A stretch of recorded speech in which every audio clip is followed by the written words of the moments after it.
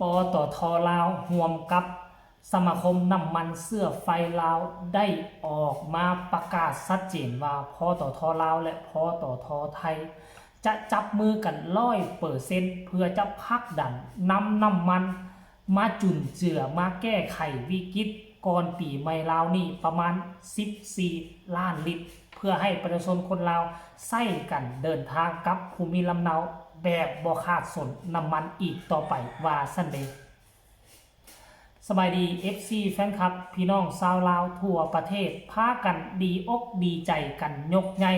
ในเมื่อวิกฤตการน้ำมันซึ่ง2 อาทิตย์ที่ผ่านมาพวกเขาก็ได้เห็นแล้วและทุกคนก็ได้สัมผัสแล้วว่ามันขาดเคินคัดสนทุกย่อมยากทุก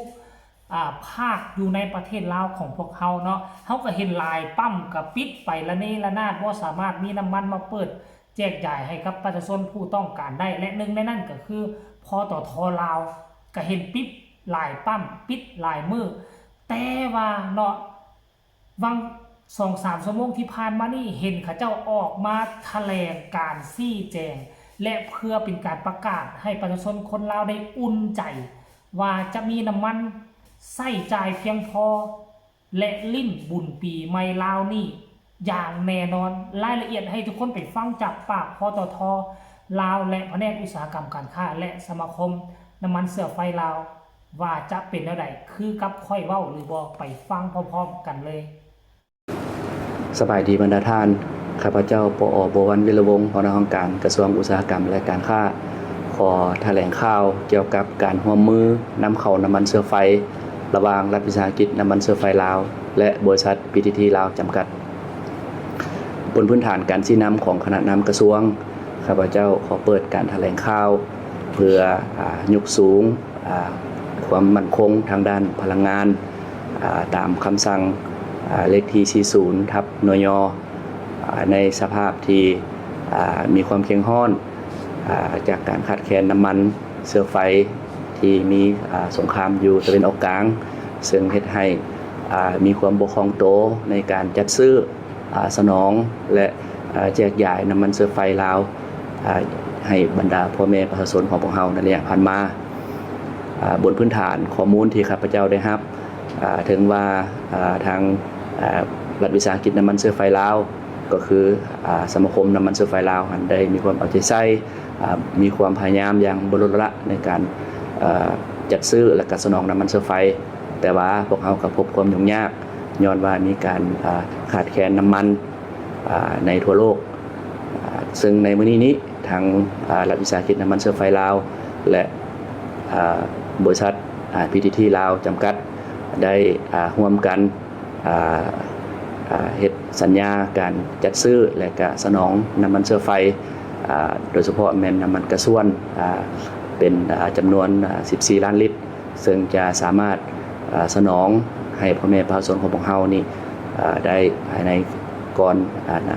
ปีใหม่ลาวนี้และนอกจากนี้ทั้ง2 ภาคส่วนก็ยังยืนว่าจะมีการสร้างแผนเพื่อจัดซื้อและสนองน้ำมันเสื้อไฟอีกเติมในต่อหน้าและดังนั้นจึงขอเรียกร้องให้บรรดาพ่อแม่ประชาชนท่านมีความมั่นใจเกี่ยวกับความเพียงพอที่รัฐบาลจะพยายามสนองน้ำมันเสื้อไฟและในโอกาสนี้ข้าพเจ้าก็ขอเรียนเชิญท่านเวียงทองวงศ์ทาวิไลซึ่งเป็นผู้อำนวยการรัฐวิสาหกิจน้ำมันเสื้อไฟลาวและทั้งเป็นประธานสมาคมน้ำมันเสื้อไฟลาวให้ความกระจ่างแจ้งตื่นเกี่ยวกับแผนการของเพิ่นเจ้าเชิญจากคนอื่นก็แสดงความขอบใจมาทางกระทรวงอุตสาหกรรมการค้าข้าพเจ้าตั้งหน้าให้สมาคมน้ำมันเสื้อไฟแห่งประเทศลาวและก็ผู้อำนวยการรัฐวิสาหกิจน้ำมันเสื้อไฟลาววันนี้ก็รู้สึกดีใจและที่ได้มีการร่วมมือกับบริษัท PTT ลาวตั้งแต่ในเมื่อก่อนเป็นต้นมาแล้วแต่เมื่อถึง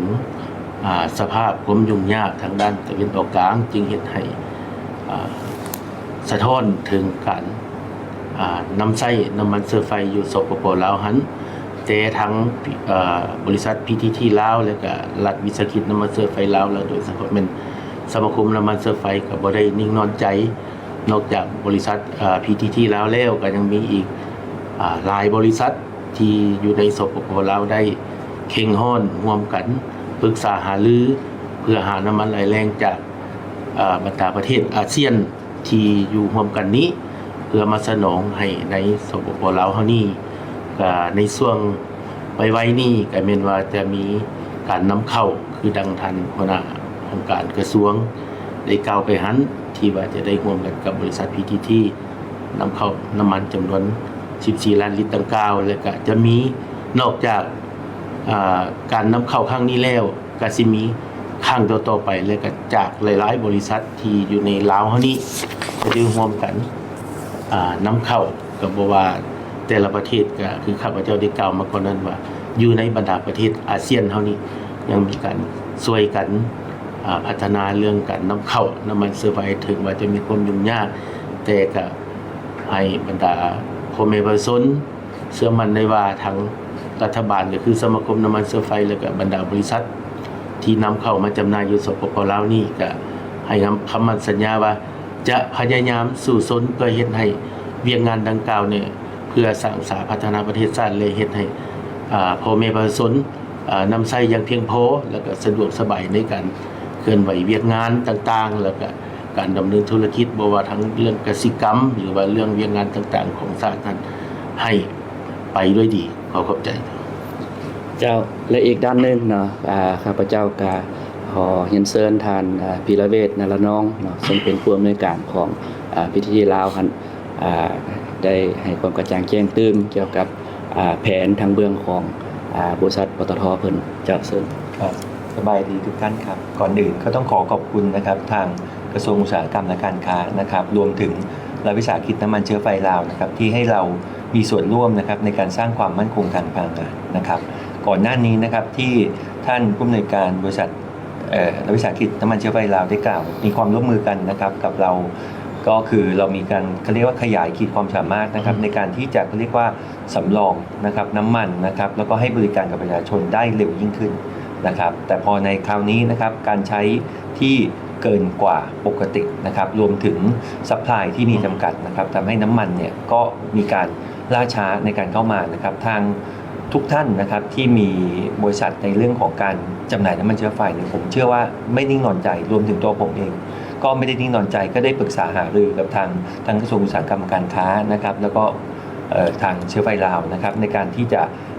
นำน้ำมันนะครับจากแหล่งต่างๆนะครับเข้ามานะครับเพื่อซัพพลายนะครับเพื่อส่งมอบให้กับผู้บริโภคได้มากขึ้นนะครับก็หลังจากการนำเข้ามาครั้งนี้นะครับรวม14 ล้านลิตรแล้วนอกจากจำหน่ายให้กับประชาชนทั่วไปแล้วนะครับเราก็ยังจะเอาไปเขาเรียกว่าหล่อเลี้ยงนะครับในเรื่องของวงการอุตสาหกรรมต่างๆนะครับให้ธุรกิจให้เศรษฐกิจเราเดินไปได้นะครับแล้วก็มีครั้งต่อๆไปนะครับแน่นอนนะครับถ้าปริมาณไม่พอนะครับการนำเข้ามาครั้งนี้นะครับใช้facility นะครับใช้โครงสร้างพื้นฐานของกลุ่มปตท.ที่มีอยู่ในไทยนะครับเพราะฉะนั้นตรงนี้นะครับเรามีอะไรที่เราสามารถที่จะช่วยทางสปป.ลาวได้นะครับใน PTT ลาวเรายินดีเต็มที่ 100% นะครับผู้บริหารทั้งฝั่งไทยนะครับแล้วก็ทั้งฝั่งลาวเนี่ยเราเต็มที่นะครับกับทางสปป.ลาวเรา 100% นะครับแล้วก็สุดท้ายนี้นะครับตัวน้ำมันเนี่ยอย่างที่ท่านหัวหน้าการได้กล่าวไว้นะครับว่าจะเข้ามาช่วงต้นเดือนเมษายนนะครับก็น่าจะเป็นช่วงที่ก่อนช่วงปีใหม่ลาวนะครับก็อยากจะให้ทุกท่านนะครับเดินทางนะครับกลับไปเยี่ยมครอบครัวนะครับเดินทางด้วยความปลอดภัยนะครับเดินทางด้วยความราบรื่นนะครับเดินทางด้วยความสบายใจที่จะมีเชื้อเพลิงนะครับพาท่านนะครับกลับไปครอบครัวกลับไปภูมิลำเนานะครับแล้วก็เดินทางกลับมาต่างๆได้อย่างราบรื่นนะครับขอขอบพระคุณนะครับขอบใจมากครับเจ้าก็ขอบใจทั้งสองภาคส่วนเนาะขอให้ทั้งบรรดาพ่อแม่พี่น้องจงมีความมั่นใจต่อการเฮ็ดเวียกของทั้งสองภาคส่วน